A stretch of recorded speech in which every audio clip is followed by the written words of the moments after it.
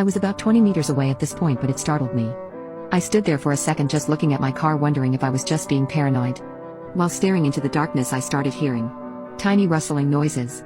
Safe to say I freaked myself out and sprinted back to the building. I called my boyfriend to come and pick me up, explaining what had happened. By the time he drove up to the front doors, I had convinced myself I was being silly and asked him to drive me around to my car. He circled around, and with the headlights shining on my car, I could very clearly see that all 4 of my tires had been slashed. I was an absolute mess that night and called the police immediately. I was pretty sure that this man was responsible, but as I hadn't seen him, I couldn't say for sure. I took a few days off and came back to a meeting with my manager, who had put together a safety plan for me and the other staff. She'd organized to have a security guard escort us to our cars and said very clearly that no one was to stay in the building after hours alone. Then about a week later, a letter was delivered to the office addressed to me. Any mail that comes into the office goes through our reception staff.